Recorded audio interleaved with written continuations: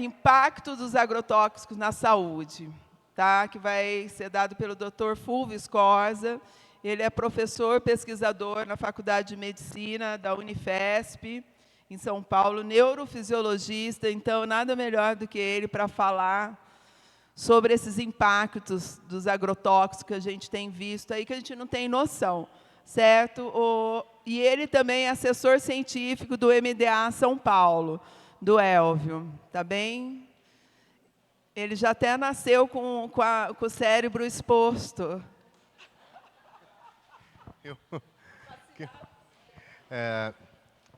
Alô, alô. Boa tarde a todos, todas. Primeiro eu tenho que fazer alguns agradecimentos especiais. Obviamente que eu vou fazer os agradecimentos. É uma honra, Sandra Iraceles, que se estende esse agradecimento a todas as equipes e a todos vocês e todas que estão aqui.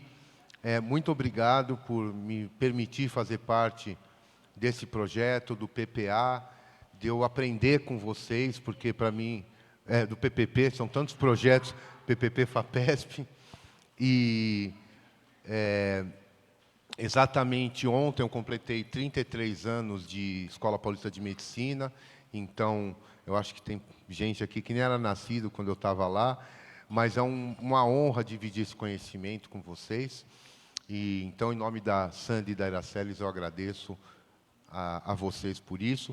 E eu sempre digo, Sandra e Iraceles, né, tem dois tipos de pessoas, as que lhe adoram e que ainda não te conhecem. Então, eu queria agradecer muito a isso, então vamos que vamos. Imagina, a gratidão é minha. Ela me deu uma incumbência de eu falar um pouco sobre agrotóxicos, o papel dos agrotóxicos no cérebro, que é uma pauta que a gente vem, eu juntamente com a doutora Larissa Beltramin, com o Elvio, batalhando e tentando mostrar, sem romantizar, porque ciência e saúde a gente tem que falar a verdade, não pode romantizar. Então, não é nenhuma inverdade a gente falar que o agrotóxico faz mal para a saúde, em todos os níveis, né? Então, esse é o primeiro ponto, e a gente não pode romantizar e dizer que é fertilizante ou que é defensor agrícola, porque não defende nada para a saúde. Para a saúde é aquela história. Se mata um inseto, faz mal para a célula. E as pessoas têm que entender isso. Não adianta romantizar, né? Então, quem faz saúde e faz ciência séria sabe. Você põe um agrotóxico, põe lá in vitro, in vivo, e você vê o que faz no cérebro no neurônio in vitro, ou no cérebro do animal de laboratório. E eu vou mostrar os trabalhos em humanos também, para a gente discutir um pouco. Mas eu tenho que tentar, como aqui não tem muita gente da área da saúde, ou que tem gente que não está acostumado com o termo, eu vou tentar fazer uma conversa simples, tornar o que todo mundo acha complexo, que é o cérebro, simples, para a gente começar a gostar dele, entender que ele é bacana de se conversar. A gente só tem que entender como ele funciona. Mas, para alegrar um pouco, eu coloquei um pouco de novidades, para vocês verem o que o cérebro humano tem de tão especial. Então, vou dar alguns exemplos novos da ciência para vocês entenderem como o cérebro é lindo, é complexo e está na nossa vida do dia a dia que a gente não percebe. Por exemplo, vocês sabiam que o nosso cérebro, e tudo isso, obviamente, baseado em estudo científico sério, em revistas internacionais de impacto. Vocês sabiam que o nosso cérebro, o cérebro humano, o nosso, do adulto jovem, ele é capaz de armazenar 2,5 milhões de gigabytes de informações? E que a energia gerada pela atividade elétrica do cérebro é capaz de acender uma lâmpada de 25 watts. Para vocês terem uma ideia o que significa 2,5 gigabytes de informação, 2 milhões e meio, é como se fossem milhares desses laptops aqui, ou, para quem gosta, os mais antigos, equivale a mais ou menos 11 mil bibliotecas lotadas de livros. Isso são as informações que os teus neurônios conseguem armazenar. Para a gente ter uma ideia de tão complexo que é o nosso cérebro. E tem gente ainda querendo discutir sobre inteligência artificial. Eu acho uma ferramenta ótima, quando ela é feita pelo bem, mas nada bate o cérebro humano. E vamos continuar. Vocês sabem que o nosso cérebro não tem receptores de dor? Nosso cérebro não dói. Então, as pessoas têm que saber isso. Ah, mas a dor de cabeça? As áreas adjacentes que ficam perto do cérebro, então as meninges, o osso, a pele e os vasos sanguíneos, têm receptor de dor. O cérebro, você pode comer com colherinha que não dói. Então, para vocês terem uma ideia, que as pessoas, o cérebro dói. Não, o cérebro não dói. O que dói é o que tem em volta, porque tem receptor de dor. A outra novidade que a gente pode contar para vocês é que se você pega uma imagem complexa que alguém mostra para você avaliar, o cérebro consegue escanear e processar essas imagens em até 13 milissegundos. Comprovado matematicamente em um artigo recente, numa revista de física muito recente. Bom, isso eu não preciso falar, que o sono é reparador da vida. Então, quem dorme mal, o cérebro funciona mal. Então, o sono, ele serve para a maturação do cérebro. Por isso que uma criança dorme muito e um idoso dorme menos. Porque aqui precisa de muito mais maturação e muito mais aprendizado. Então, ele dorme mais, e quanto mais a gente vai crescendo, vai envelhecendo, a gente dorme menos. Então, se a gente priva o nosso cérebro dessa atividade fisiológica, a gente tem perda de memória, porque a gente faz a memória durante o sono. Então, lembrem disso. A gente fica irritado, a gente tem alucinação, a gente tem dificuldade de concentração. Então, dormir bem, na nossa idade aqui, é um pouquinho mais velho, mas de 8 a 9 horas, 8 horas por dia é ideal. Então, o cérebro agradece. Perfume.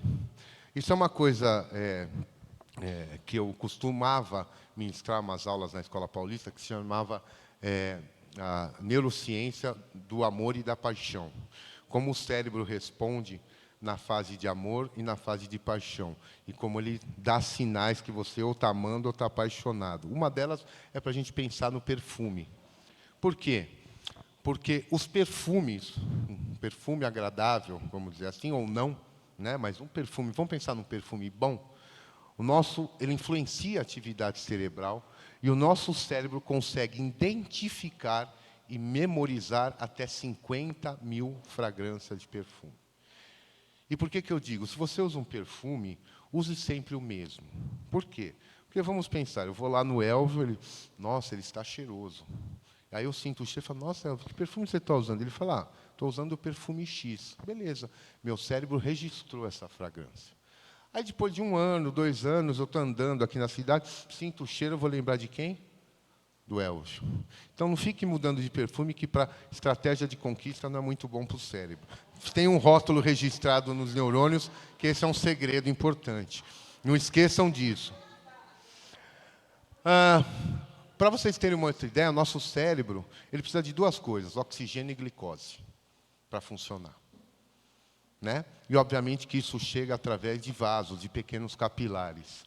Eu gostaria de falar para vocês que, se eu juntar todos os capilares do meu cérebro e esticar, eles correspondem a 600 quilômetros de extensão.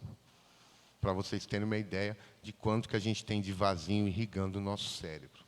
Né? E que, obviamente, como a gente precisa de glicose e oxigênio, o nosso cérebro, com esses capilares, ele consegue ser abastecido tanto dos nutrientes quanto dos metabólicos essenciais. Esse é um dado interessante que saiu recentemente pela pesquisadora Mosley, dos Estados Unidos, publicou na revista Nature. É um trabalho que revolucionou a nossa compreensão sobre a maturação cerebral ao longo da vida. Então, através de estudos de imagem muito sofisticados e de reorganização do cérebro, da estrutura cerebral, se criou 5 novas fases distintas do nosso cérebro, ao longo da vida, ou seja, da infância até o envelhecimento.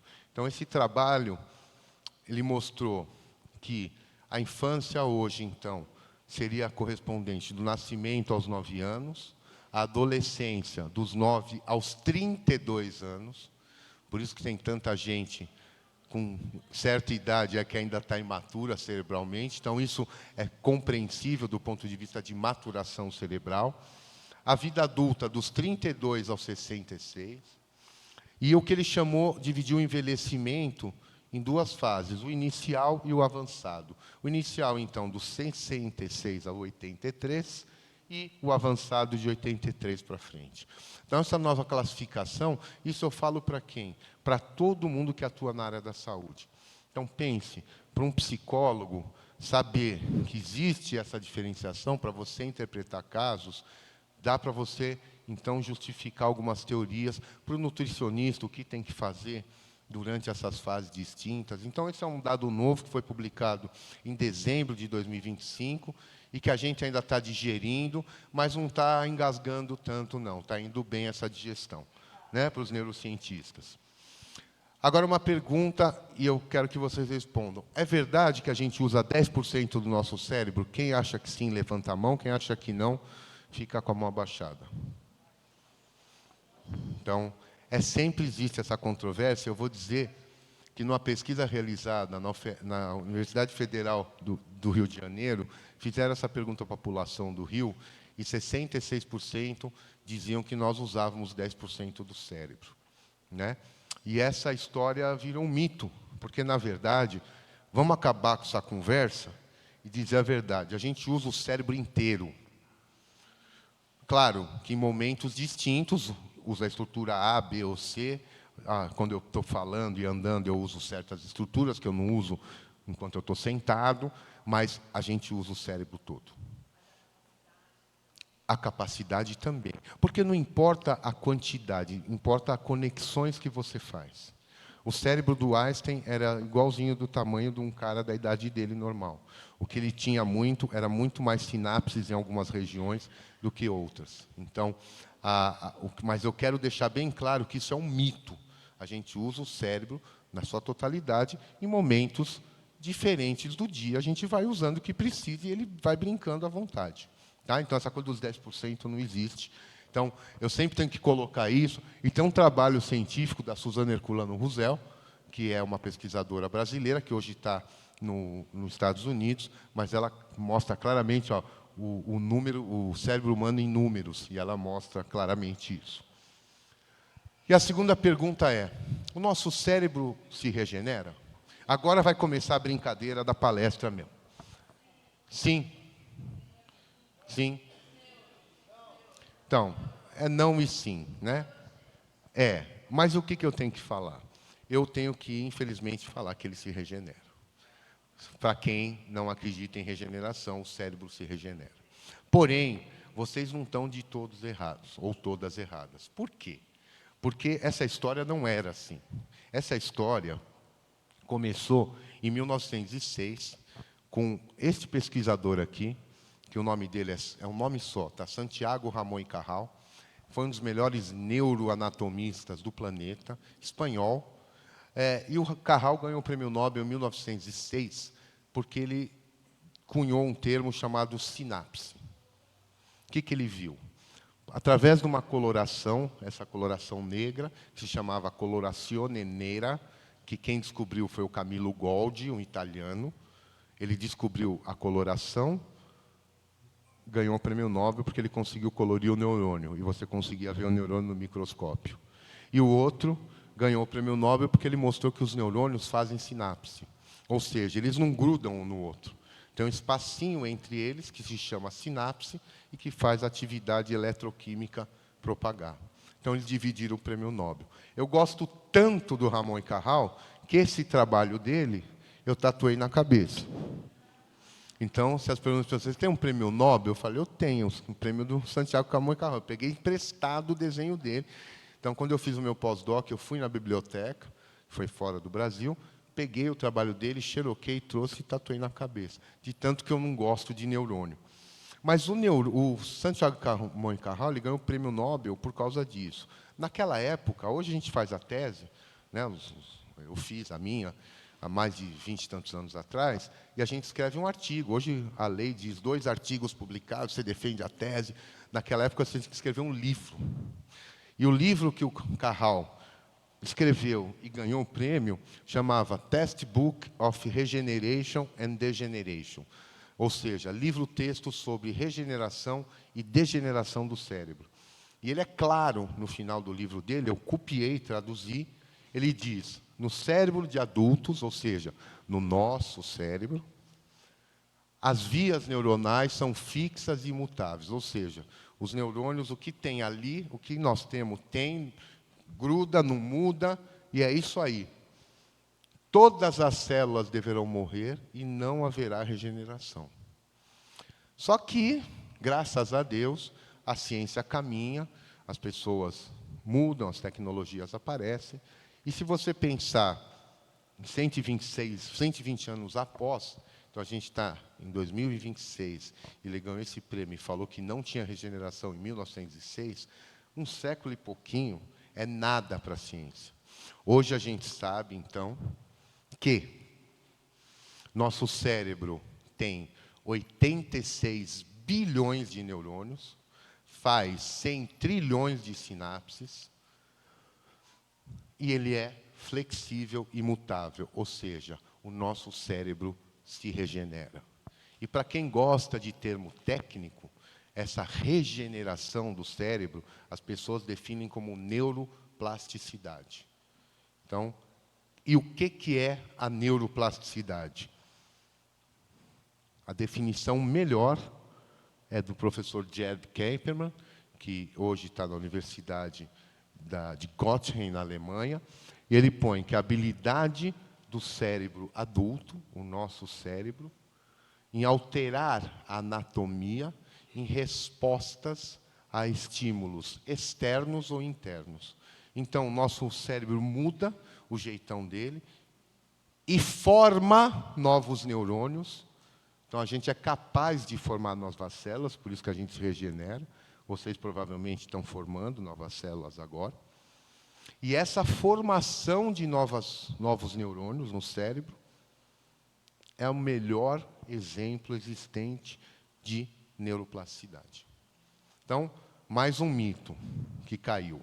Então, o cérebro é usado na sua totalidade, em momentos diferentes. Esse negócio de 10% esquece. E o cérebro se regenera, ele forma novos neurônios. E aí eu falo, bom, Fulvio, então me mostra praticamente, de uma maneira fácil de visualizar e de vocês entenderem, principalmente quem não é da área da saúde, como isso acontece. Então, vamos dar alguns exemplos. Então, vamos voltar aqui. Então, o nosso cérebro faz novas células. Qual que é a principal região que faz novas células? É a região do hipocampo. Se eu fizer uma linha, então, sou eu ali de lado, né? Não estou tão bonito que nem a foto. Então, meu hipocampo está nessa região, principalmente na região que a gente chama de lobo límbico, está aqui. Então, a região do nosso cérebro responsável por memória, principalmente aprendizagem e processos emocionais. Então, os estudos no nosso laboratório de pesquisa na Escola Paulista, que eu tenho de neurociência, a gente mostrou claramente que um rato de laboratório, aqueles branquinhos, eles produzem aproximadamente 9.000 células por dia. E o ser humano produz, em média, 1.400 neurônios por dia no hipocampo. 700 do lado esquerdo, 700 do lado direito. Então, você produz novas células? Produz. Seu cérebro é capaz de se regenerar? É. Essas células podem ser úteis? Podem. Ah, mas eu tenho 86 bilhões. Ah, eu sei que você tem. Mas aí 1.400 não é nada. Bom, é melhor que zero, né? E se esses números começam a entrar na circuitaria e fazer papéis que têm que ser feitos, então vale muito a pena a gente estimular nosso cérebro, né? Vocês concordam? Então, vamos ver o que faz bem? Então, uma das coisas é ambiente enriquecido. Aí, o que é ambiente enriquecido? É um ambiente cheio de estímulo. Isso aqui é um ambiente enriquecido. A gente está aqui, em coletividade, feliz da vida, cheio de planta, com uma temperatura, apesar de sol, agradável aqui dentro. Isso é um ambiente enriquecido. Então, isso faz bem para o cérebro? Bom, primeiro vamos ver o rato de laboratório. A gente pegou ratinho de laboratório, separou um ratinho que vivia em gaiola normal e ratinho com ambiente enriquecido. O que é isso? Com rodinha, esteirinha, bolinha. Os animais que estavam em ambiente enriquecido formaram 15% a mais de novos neurônios do que os ratinhos que viviam em gaiolas comuns. Então, ter ambientes enriquecidos na sua casa, biofílicos, vale muito a pena, né? Você viver, fazer interação social, ler, fazer atividade intelectual, fazer rodas de conversa. O que a Iraceli faz é ambiente enriquecido. A roda que a gente fez hoje, ontem, lembra disso? Isso é ambiente enriquecido. A gente não vê, mas nosso cérebro começa a trabalhar. Outra coisa importante, atividade física. Ah, parece bobagem. Tá. Ratos que fizeram atividade física formaram 50% mais novos neurônios no hipocampo do que os animais sedentários. E o ser humano? A gente sabe que 150 minutos, hoje, de atividade física, tanto alternando aeróbica com anaeróbica, com peso, é capaz de aprimorar a plasticidade, melhorar a função cognitiva, ou seja, se aprende melhor, memoriza melhor, e aumenta o número de células do cérebro. Então, tem que mexer o corpo, não tem jeito. A comida. Tem vários trabalhos mostrando por que o nosso cérebro, uma das maneiras que ele evoluiu, que a gente está aqui falando, conversando, prestando atenção, uma das duas coisas principais que eu gosto de falar. A primeira é isso, é a coletividade. A gente aprendeu a ter vida social. Então, quando a gente aprendeu a socializar, nosso cérebro aumentou. É muito mais fácil a gente trabalhar em grupo do que isolar o outro grupo e querer trabalhar sozinho. A gente sabe isso no dia a dia. Olha esse projeto aqui. Não é muito melhor? E a segunda coisa, aprendemos a comer. Com o advento do fogo, a gente esquentou a comida, absorveu melhor os alimentos, nosso intestino diminuiu, nossa dentição diminuiu e nosso cérebro aumentou. Agora, quais são os alimentos que melhoram a plasticidade cerebral e quais são as desgraças para o cérebro? Bons para o cérebro, que aumentam a formação de novos neurônios. Ômega, resveratrol, né, o da uva e assim vai, cúrcuma, mirtilo, e o nosso laboratório da escola mostrou que a própolis, o ômega e a própolis aumentam bastante a neurogênese cerebral. Dietas negativas, óbvio, não preciso falar, vocês já sabem, gordura, açúcar e álcool. O álcool e o cérebro estão em litígio. Não pense que o álcool e o cérebro... porque o álcool é um inibidor do cérebro, vocês sabem isso, né? Então, ele era usado como anestésico. E ele inibe o cérebro. Mas por que eu fico mais agitadinho, soltinho, quando eu bebo? Porque você inibe a inibição. Você inibe, o álcool consegue inibir no seu cérebro o que está te dando vergonha. Só que você continua bebendo, ele continua inibindo. Aí você chumba. E detalhe, para quem gosta de associar o dia a dia com a neurociência e com a medicina, quando você está andando assim, seu neurônio já está morrendo, feliz da vida, tá? Então já saibam disso. Cambaleou, pode saber que o neurônio está entrando em necrose. Então, o álcool é um problema para o cérebro. Então, não esqueçam disso. Não estou fazendo apologia a nada, mas estou dizendo do ponto de vista neurocientífico, é a minha obrigação. Apesar, que está gravando, Hã? O problema é que é o seguinte, tem um trabalho muito clássico, bonito, com animal de laboratório, que eles deram álcool para o bicho e matou um monte de neurônio, diminuiu a neurogênese. No dia seguinte, eles pegaram um grupo, deram o álcool e colocaram ele na esteira. Voltou o processo. Então, mamou, vai para a academia, que fica zerado. Entendeu? Pronto, eu não podia falar isso, mas estou falando. Mas, a pergunta, então, agora que a Sandra fez para a gente, e que a gente vem trabalhando desde 2023, eu, Larissa, Elvio, com muito orgulho, eu puxei essa bandeira, que foi a primeira vez, em quase 100 anos de Escola Paulista de Medicina, que a gente fez um simpósio chamado Agrotóxicos e Saúde Humana. Nunca se havia falado sobre isso. Lá, naquela escola, uma das principais escolas médicas desse país, foi a primeira escola do Brasil a ter residência médica, foi a nossa. Então, assim, eu achei um pouco chocante e faço meia-culpa, porque eu estou lá há 33 anos. E por que eu fui aprender isso? Porque eu comecei a andar com o Elvio, com a Sandra, com toda essa galera. Porque eu ficava só dentro da universidade, achando que eu era o máximo. Que eu nunca achei que era o máximo, mas as pessoas, o cientista se acha, né? Ele, inclusive, quando tem raio no céu, você sabe que o neurocientista faz pose, porque acha que Deus está tirando foto, né? Então, o cara se acha tanto que o cara já faz pose quando tem raio. Mas aí eu falei, gente, é um absurdo a gente nunca falar disso, e principalmente numa escola médica. E aí eu comecei, desse simpósio que começou em 2023, esse ano nós vamos ter o 3º simpósio em novembro, estão todas e todos convidados, é aberto, gratuito, que nem aqui, é só alegria, só discussão de ciência. Do primeiro simpósio, a gente conseguiu editar um livro chamado Agrotóxicos de Saúde Humana, eu, a Larissa Beltramin e a Larissa Bombardi, que é a que fez o mapa geográfico dos agrotóxicos no Brasil, professora de Geografia da USP, e repercutiu muito.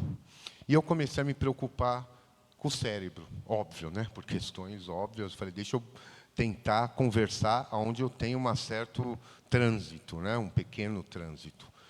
E aí a pergunta foi, será que o agrotóxico complica a neuroplasticidade? Será que essa ação existe ou não?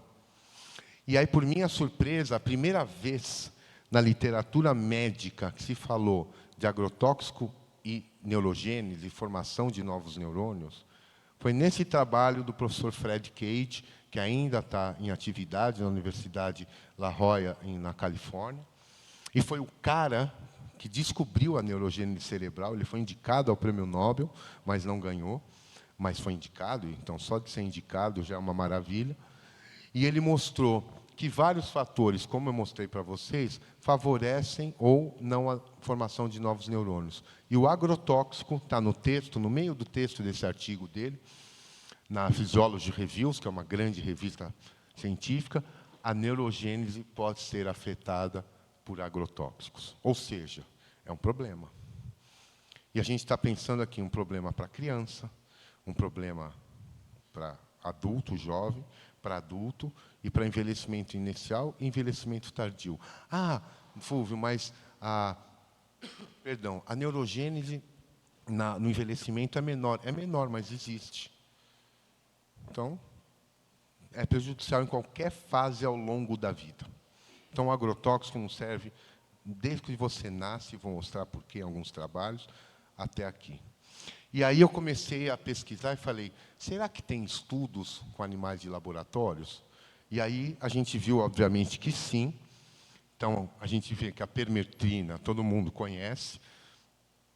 E quando você expõe animais de laboratórios por 4 semanas, você tem redução da neurogênese, morte de neurônios, inflamação do cérebro. Aí, se você pegar um outro agrotóxico, muito usado, clorpirifos, e você der para camundongo por 10 dias, olha o que acontece no cérebro. E os trabalhos todos científicos estão em cima, tá? Comprometimento da integridade das sinapses, ou seja, as sinapses ficam capengas. Então, em vez de ela fazer aquele potencial de ação que todo mundo conhece, né, bonitinho, ela fica torta. E diminui a neurogênese, está aqui comprovadamente nessa figura, mostrando a queda acentuada da neurogênese do cérebro quando você dá esse tipo de agrotóxico. E se você pegar, por exemplo, a deutametrina, que é outro inseticida muito utilizado, você tem redução drástica da neurogênese, quase 40% naquele cérebro, déficit de aprendizagem e alterações de memória. Isso em camundongos. Paraquat, que todo mundo já ouviu falar também, como acontece? É um herbicida, quando você administra para rato, reduz a plasticidade, a neurogênese e prejudica a sobrevivência e o destino dos neurônios no cérebro. E aí, com isso, nós fizemos uma teoria recente, nosso grupo de pesquisa lá da Escola Paulista de Medicina, que é neurogênese e agrotóxicos, a ausência, porque o título legal fica em inglês, né? News of New Neurons. Então, novidades de não novos neurônios, of new, non new neurons. Então, a gente deixou bem claro que a neurogênese é extremamente prejudicada, o cérebro humano adulto, que a gente pôs adultos em geral, adultos jovens, e ela é prejudicada porque a gente concluiu no trabalho que ela altera a homeostase, desequilibra a homeostase do neurônio, inflama o cérebro, mata a célula e acaba com os novos neurônios. Então, hoje, está bem claro na literatura experimental e clínica que agrotóxico faz mal para o cérebro, mata neurônio e diminui plasticidade cerebral. Então, se faz isso, o que os dados humanos nos mostram hoje? Então, essa é a grande questão. Existem diversos trabalhos sobre o risco neurológico dos agrotóxicos no cérebro. E eu separei os principais, das principais revistas do mundo, que mostram algumas coisas, mas para facilitar a vida da gente e tentar fazer um maior entendimento de vocês, eu dividi esses resultados numa tabelinha ao longo da vida. Então, o que o agrotóxico faz no cérebro? Pode causar durante a gravidez e a primeira infância, ao longo da vida, agora, nós, e nos trabalhadores e trabalhadoras rurais, que é uma grande preocupação. Durante a gravidez, aumento de TEA, transtorno do espectro autista, comprovado em vários trabalhos na literatura, a utilização de agrotóxicos aumenta, quadros de TEA e de TDAH, hiperatividade, aumento de transtorno de déficit de atenção e hiperatividade, perdão. Claro, claríssimo. Então, isso é um problema sério. Ao longo da vida, é fator de risco já fechado para doença neurodegenerativa. E lembrem, a nossa população está envelhecendo, nossa pirâmide inverteu. Em 2050, aproximadamente 40% a 44% da população mundial será de idosos. E com a desgraça ambiental que a gente vive e com a utilização de agrotóxicos, sendo o Brasil, é que eu não quero ficar pregando para convertido, mas o Brasil é o maior consumidor de agrotóxicos. 44% dos agrotóxicos utilizados nesse país são proibidos na Europa. Então, se a gente continuar nessa toada, imagine o que a gente vai ter de doença de Parkinson, doença de Alzheimer e esclerose lateral amiotrófica. Eu queria que vocês me respondessem ou me ajudassem a responder. Então, acho que eu estou tentando convencer vocês do perigo que existe e é silencioso, porque ninguém vê que hoje saem os relatos da Anvisa e que 82% dos pimentões que a gente consome estão contaminados com agrotóxico. E assim por diante. É só pegar, está disponível as tabelas dos estudos de 2022 e 2024, que agora não fizeram mais. Então, dos trabalhadores rurais, além de todas as questões acima, dos filhos e netos deles e os parentes próximos, eles têm aumento dos casos de ansiedade, depressão e o suicídio dobra para os agricultores e agricultoras que utilizam agrotóxico. Por causa daquelas questões que a gente mostrou da neuroplasticidade. Desequilibra a homeostase do cérebro deles e inflama mais. Então, se o indivíduo já tem uma depressão com ideação suicida, esse indivíduo que usa agrotóxico, ela dobra a chance dele finalizar o ato. Aí eu falo, bom, a gente está com um problema extremamente sério, a gente tem que começar a divulgar isso e falar, porque os trabalhos estão aí, não é achismo, é trabalho científico e científico de peso, no mundo inteiro, no Brasil, na América Latina, no resto do mundo. Para vocês terem uma ideia, esse trabalho é muito elegante, ele foi publicado na PNS, que é a Proceeding National Academy of Science de Nova York, uma das melhores revistas que existem no mundo. E o que eles fizeram? Olha que elegância, eles selecionaram crianças que, durante a fase gestacional, na fase pré-natal, eram expostas ao agrotóxico, a esse agrotóxico específico, clorpirifos, que eram umas regiões que tinham maiores utilização, quando elas estavam na barriguinha da mãe, no útero. Aí essas crianças nasceram, e eles avaliaram 40 crianças, dessas que eles viram que na fase pré-natal teve contaminação, e quando elas tiveram de 6 a 12 anos, eles foram fazer as imagens do cérebro dessas crianças para falar, vamos ver se tem alteração, se mudou o jeitão do cérebro, a arquitetura do cérebro, e o que acontece com isso. Então, aquilo vermelho é o resultado da somatória das 40 crianças e o que faz no cérebro, ou seja, todas tiveram alteração, comprometimento, anormalidades nas medidas do tamanho, na morfologia do cérebro, comprometimento, isso está relacionado, provavelmente, vai estar relacionado com comprometimento de processo cognitivo e comportamental dessa criança, o que só esse agrotóxico fez. Então, olha a elegância, eles acompanharam o agrotóxico durante o cérebro dessas pessoas, durante a fase pré-natal e quando tiveram criança. Então, agora, obviamente, que eles vão continuar avaliando as imagens quando adolescentes, adultos e, se continuarem vivos, idosos. Óbvio, né? A outra questão é o aleitamento materno. Esse é um problema que a gente já levantou essa bandeira. Estamos finalizando a submissão de um projeto FAPESP, eu, Larissa, o grupo do Hospital Albert Einstein, que eu trabalho, da Escola Paulista, e da SPDM, e do Instituto Biológico, é óbvio que vai fazer a dosagem dos agrotóxicos no leite materno. Por quê? Porque em 2011, e o artigo foi publicado em 2014, o professor Vanderlei Pinatti, eu não preciso falar para vocês aqui os benefícios do aleitamento materno. Eu coloquei porque quem não é da área da saúde e ainda nunca ouviu falar, está aqui, que tem benefícios tanto a curto quanto a longo prazo, desde a proteção de doenças, microbiota, até a diminuição do risco de doenças crônicas, e assim vai.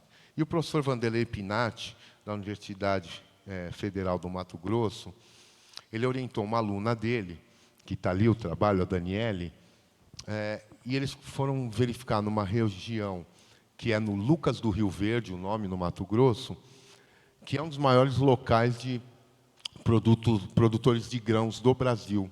E eles foram verificar a quantidade de resíduos de agrotóxicos, em 42 mães que estavam amamentando.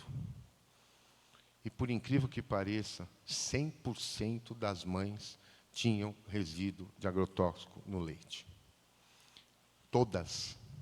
Aí você fala, pô, tem alguma coisa errada. Então, vejam que a gente tem que prestar atenção do ponto de vista epidemiológico, e eu não estou pensando nem em cérebro agora, mas também vou pensar. São duas contaminadas. A mãe, que, obviamente, atravessou a barreira de proteção, foi para o leite, e, obviamente, que vocês sabem que o leite materno tem gordura, e o agrotóxico gruda na gordura. Todo mundo sabe disso, que nem metilmercúrio, metal, gruda na gordura, e foi direto para a criança. Na fase em que o cérebro está começando a organizar o cérebro.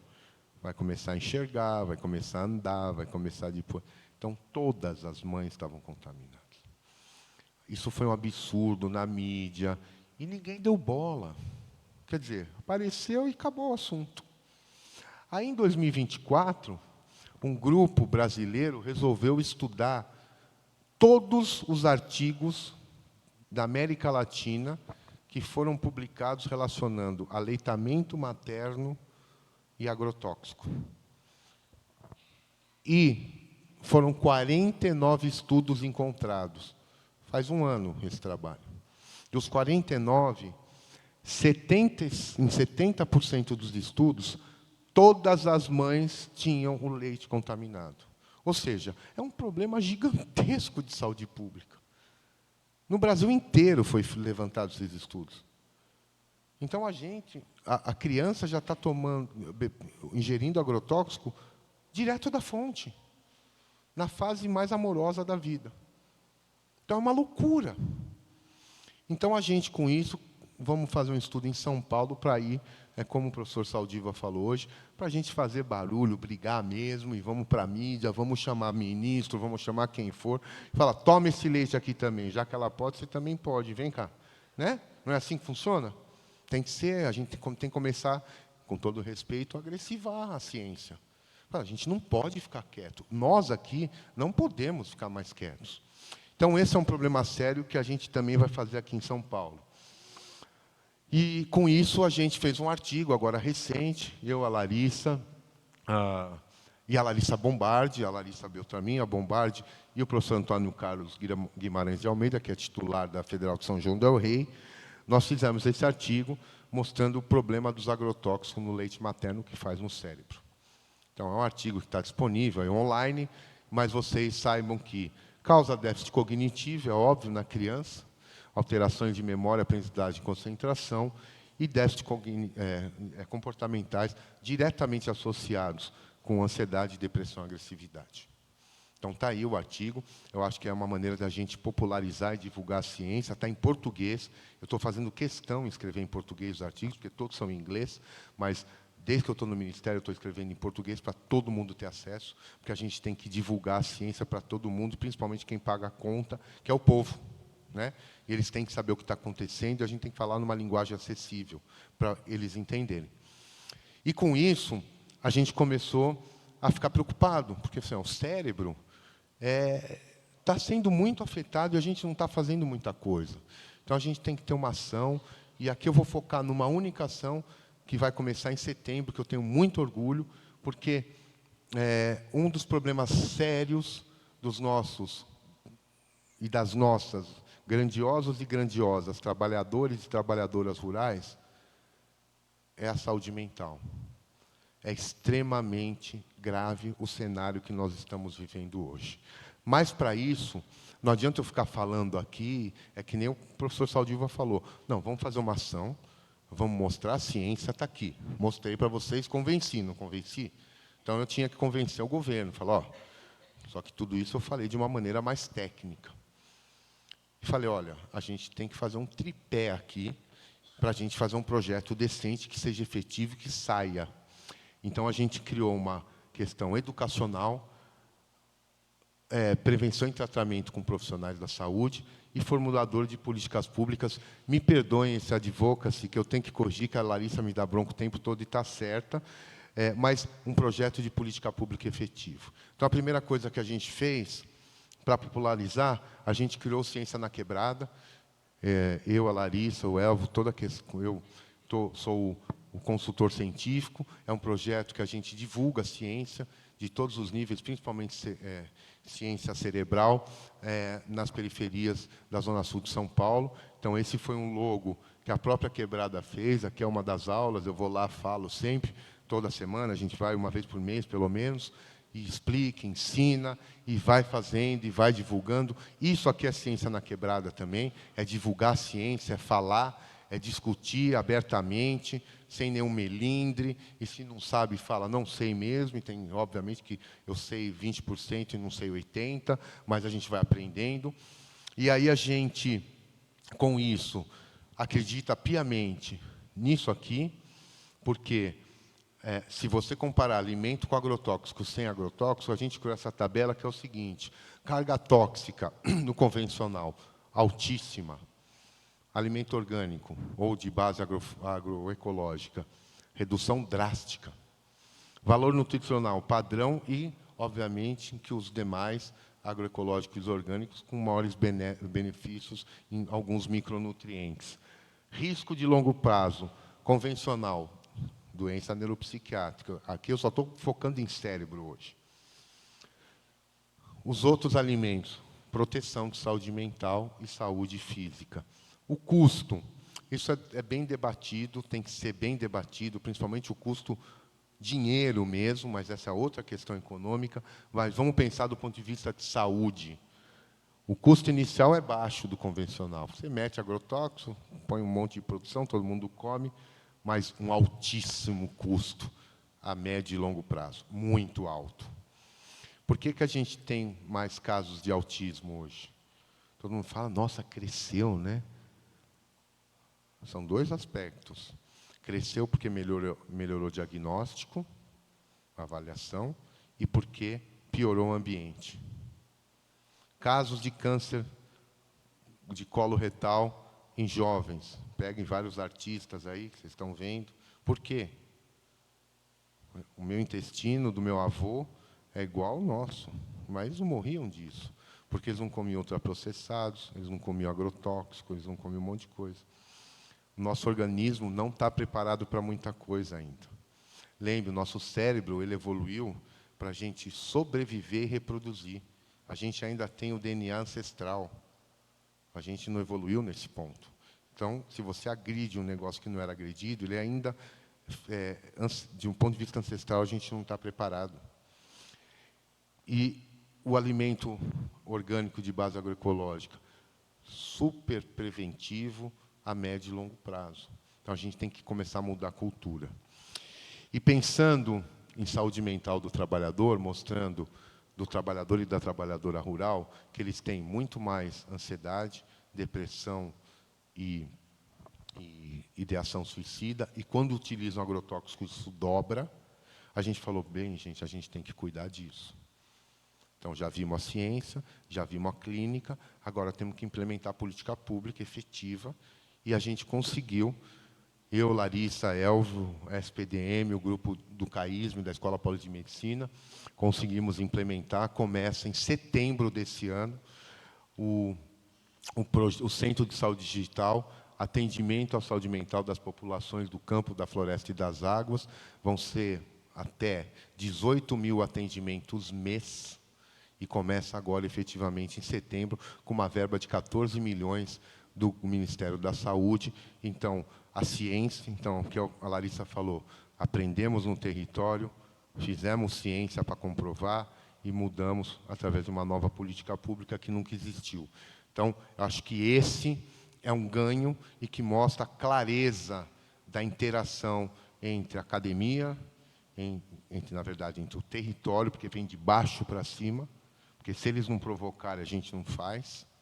Aí a gente vai para a universidade e pesquisa, e a gente vai para o governo e tentar mudar a política pública. Então, saibam que em setembro está aí rodando o projeto de saúde mental.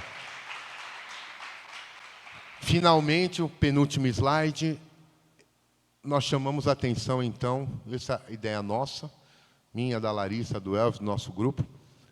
Os agrotóxicos são uma emergência silenciosa em saúde mental e uma emergência silenciosa em saúde pública. Porque ninguém vê eles aí, todo mundo sabe que existe, mas ninguém vê. A gente só ingere, ou inala, ou gruda na pele, mas eles estão aí. Né? Então, a gente tem que começar a pensar na geração futura. Começa daí, começa daqui. Então, a gente tem... não é só frio, não é só catástrofe, não é só chuva, poluição sonora, é tudo. Mas agrotóxicos, principalmente. Sabe por quê? Porque o Brasil é o maior consumidor. E a gente não pode aceitar isso e ficar calado. Então, tem que fazer barulho, porque a ciência ganha. Eu sempre digo, se a gente coloca a ciência, todo mundo junto, ninguém bate. O pessoal tem medo da ciência, porque ela mostra, escancara, né? Então, para terminar, eu gostaria de mostrar que o mais importante de tudo isso é essa conectividade, né, que o americano gosta de chamar de network. Eu detesto essa palavra americanizada. Tá junto mesmo, entendeu? Tá grudado, tá junto e misturado. É o nosso junto e misturado. E todos esses parceiros nós fizemos ao longo desses 3 anos que a gente está nesses projetos. E eu agradeço muito. Sem vocês, obrigado por nos ensinar, porque a gente aprendeu com vocês e tentou trocar informações juntos para chegar num lugar. Eu gostaria de agradecer, obviamente, quem paga a conta, porque não dá para fazer ciência sem patrocínio. E vejam, todos os patrocínios dos nossos estudos, eu falo isso com muito orgulho, eu tenho que falar aqui, foram financiados por agências de fomento à pesquisa desse país. Eu não tive apoio nem de emenda parlamentar e muito menos de TED. 0. A ciência se paga. Ciência com mérito, ciência séria, ela se paga, como o PPP-FAPESP. Então, a gente tem que deixar isso bem claro. Emenda e TED não são para pagar projeto de ciência dentro de universidade. Aprendam isso. Apesar do professor Saldiva falar, 90% das pessoas são contra. Mas usam, porque quem tem que dar o dinheiro não está dando. Então, eles dão um TED e falam, estamos ajudando. Não, vocês não estão ajudando. Vocês estão pondo gente em locais que não deveriam estar. Quem tem que estar dentro da universidade é cientista que foi formado para isso. Ele tem que receber o dinheiro para fazer a pesquisa. Porque ele foi formado para isso. Eu passei 30 anos sendo formado para isso. Então, quem vai para a universidade com dinheiro que nunca fez ciência, não dá. Então, essa é uma questão que a gente tem que começar a pensar. Então, pegue todo esse dinheiro do TED Emenda, joga para o Ministério da Ciência e Tecnologia e distribui para os cientistas da universidade. Os que têm mérito. Porque tem muito que não tem méritos para ganhar projeto. Então, a gente tem que começar a pensar, está tudo ao contrário aqui. Então, é uma questão que eu sempre gosto de falar, e aqui é CAPES, CNPq, FAPESP, Instituto Nacional, FAPESP, CNPq. Tá? Deixar bem claro isso, que são as agências nossas. E eu queria finalizar, obrigado, desculpa o desabafo, mas é necessário falar isso, porque o cientista precisa se defender também, né? Senão os pseudocientistas fazem a festa com dinheiro de TED e emenda e a gente não curte. Então, claro que tem cientistas que merecem o TED, as emendas, está tudo ótimo, mas tem muitos que não. Então, eu gosto de falar bem sério as coisas e bem claro. Como o professor Sadilva falou, por que a gente deu certo? Porque a gente está unido. E a gente está unido pelo afeto, pelo propósito e pelo amor ao que a gente faz.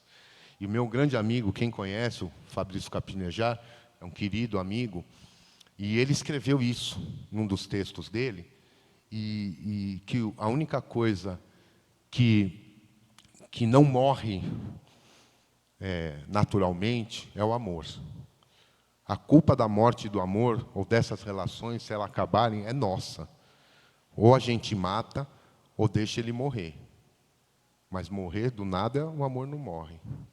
Aí eu liguei para ele e pedi para ele fazer um vídeo para vocês, senão vai falar, o Fulvio inventou esse negócio. Falei, não, faz o vídeo, senão os caras vão falar que eu sou mentiroso. E aí, eu vou passar aqui, deixa eu ver se passa. Meu querido Fulvio, o amor nunca morre de morte natural. Bom, É sempre vítima de um assassinato. Pela indiferença, pelo desprezo, pela falta de tato, porque deixamos ali abandonado o amor como se fosse costume. Um grande abraço. Fabrício Carpinejar. Doutor Fulvio, parabéns. Fulvio, tá bom. Parabéns pela Obrigado. tua palestra. Eu sou oriundo de um laboratório lá no Biológico, foi citado o Biológico aqui. Provavelmente vocês estão trabalhando com o colega Sérgio Monteiro, né? Sérgio Monteiro, queridão, isso mesmo. É muito interessante que eles desenvolvem um trabalho. Esse trabalho no Biológico é desenvolvido desde os anos no final dos anos 80, tá? Laboratório de resíduo. E o laboratório que eu trabalho também foi o primeiro trabalho que determinou o resíduo de herbicidas no solo. Tá? Eu acho que a boa notícia é que o paraquat foi banido. Tá? Uhum. Mas teve uma época que ele foi banido e voltou. Tá? Então, precisamos, não sei se pode até que tenha voltado. Dos pesticidas, mais de 50% é herbicida que são utilizados. Eu queria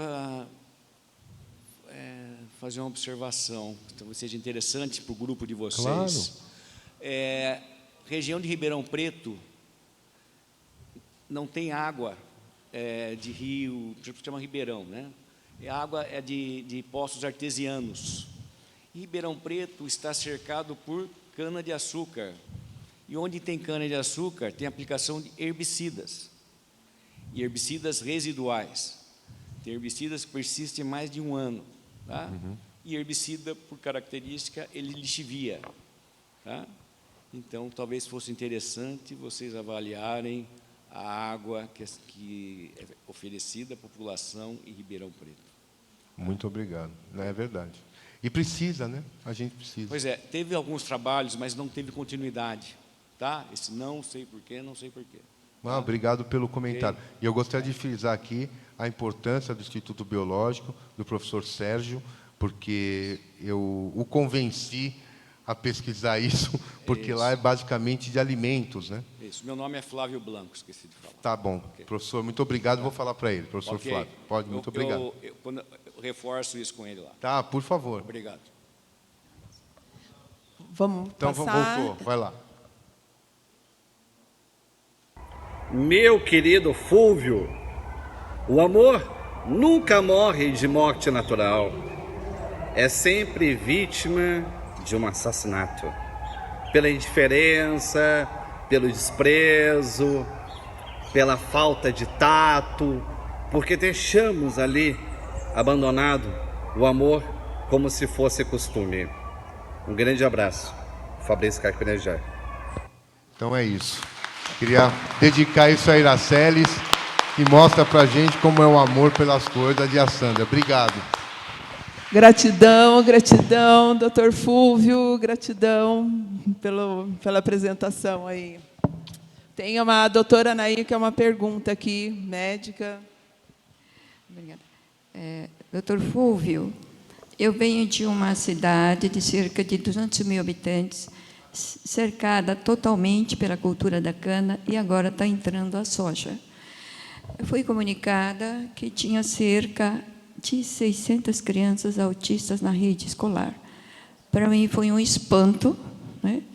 E eu testemunhei, porque a gente frequenta os hortos das escolas, crianças totalmente em quadro bem característico de autismo, sem nenhuma comunicação verbal com as pessoas, né?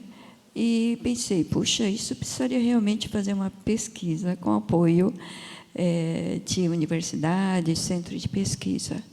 E eu não sei se outras localidades teriam problema semelhante, porque realmente eu achei que é um problema gravíssimo, porque não há também profissionais preparados para acompanhar essas crianças, professores, né, que têm que saber lidar, os pais também, naturalmente. E se isso está repetindo em outros locais, eu considero a situação extremamente grave. Eu queria primeiro agradecer a senhora, já deixar claro o meu fanatismo pelo trabalho da senhora, sou um fã, já comprei o primeiro livro, agora já sei que o segundo já saiu do forno, e primeiro parabenizar também pelo trabalho da senhora. Eu queria dizer que a senhora tem toda a razão. As regiões próximas a locais que têm utilização maciça de agrotóxicos, principalmente pulverização, né? São regiões que a gente chama de endêmicas para doenças do neurodesenvolvimento. A gente já tem isso com clareza, né? Que o agrotóxico é um fator de risco ambiental. Claro, a gente não pode considerar genético, uma série de outras alterações, mas dentre os fatores de risco ambientais, a utilização de agrotóxicos é um fator de risco muito sério e que a gente tem que começar a usar essa conversa em todos os locais, né? Então, infelizmente, eu tenho que concordar com a senhora. Infelizmente, como em Ribeirão, claro que a gente vai achar mais. Não é que a gente está inventando a roda, é que está piorando demais a utilização.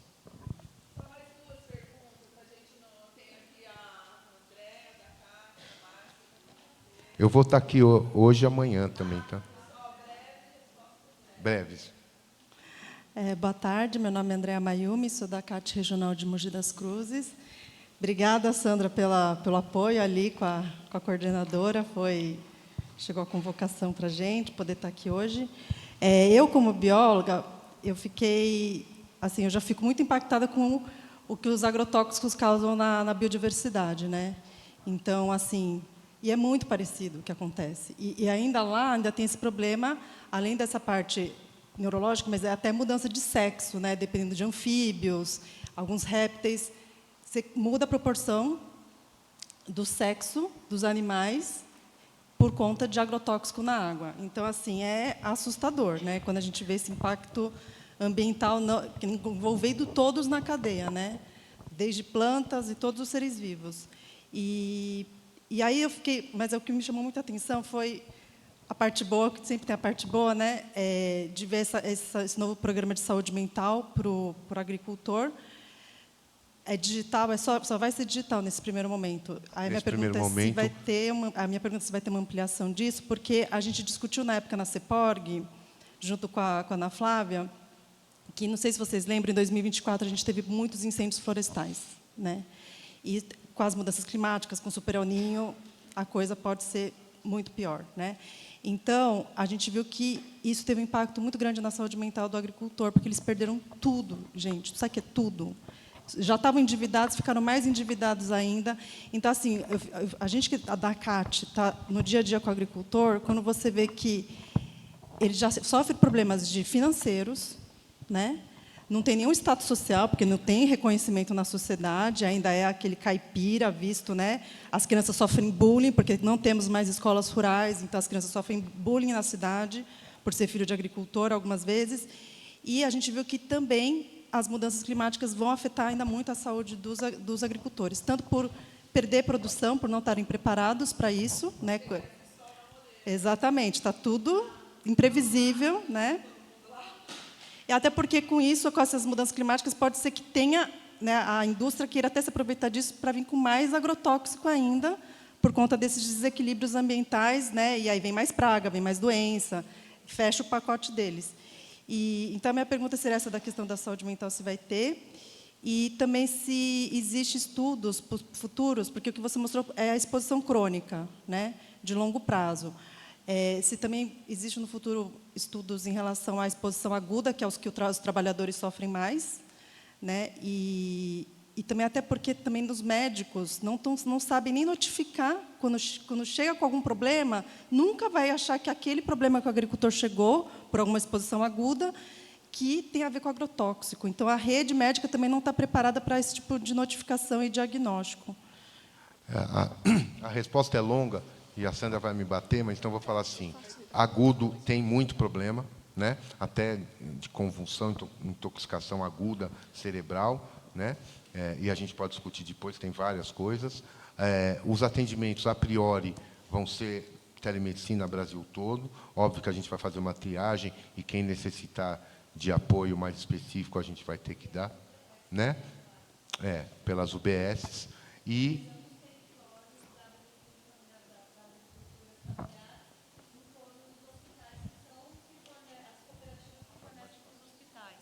então, assim, esse projeto que começa, ele é uma ação que se soma às ações de saúde mental no SUS, então a RAPS, como uma ação complementar, com a rede da agricultura familiar, fornecedora dos alimentos no SUS, como algo que é também o nosso escopo e abrangência para uma ação, né? É um projeto especial, mas assim não tem uma escala nacional. Acho que isso é importante. As consultas vão ser via UBS, a coordenação do projeto é pela SPDM, que já faz a gestão do SUS e coordena o CROSS em São Paulo. Então, identificar quais são as UBSs, né, nos municípios e nos territórios onde a gente tem atuado é o ponto de partida. Agora, claro, depende das ações, que são as ações da RAPS, que precisam também, né, ser ampliadas para a demanda cada vez maior da saúde mental. Só para finalizar, as questões agudas e crônicas, mas o que você falou dos répteis acontece com o ser humano. Um dos piores problemas do agrotóxico estão relacionados a questões hormonais, tanto em homens quanto em mulheres. É que eu falei só de cérebro. Oi.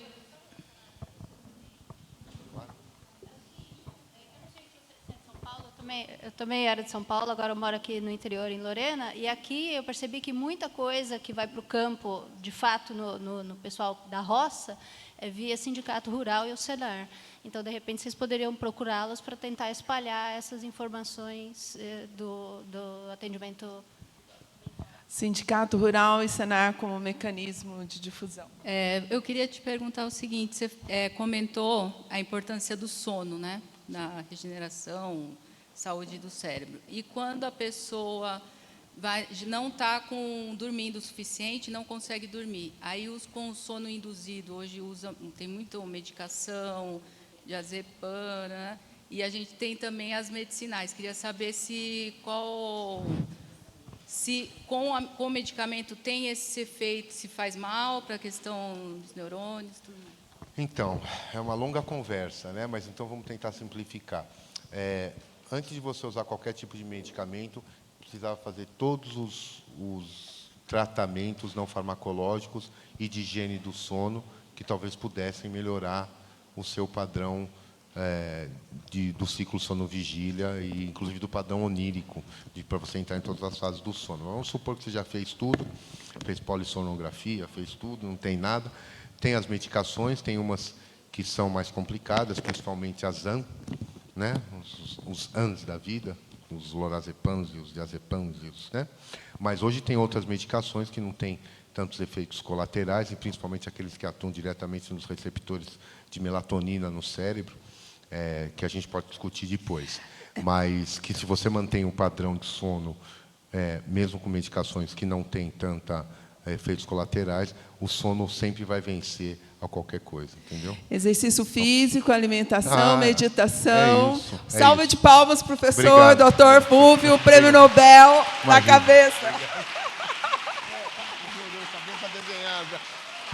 Pessoal, vamos continuar aqui, são muitas perguntas, ele vai estar aí até amanhã, né? Eu vou perguntar para ele o que eu tomo. Ver se eu já saio com uma prescrição aqui, Melissa, extrato concentrado. Olha,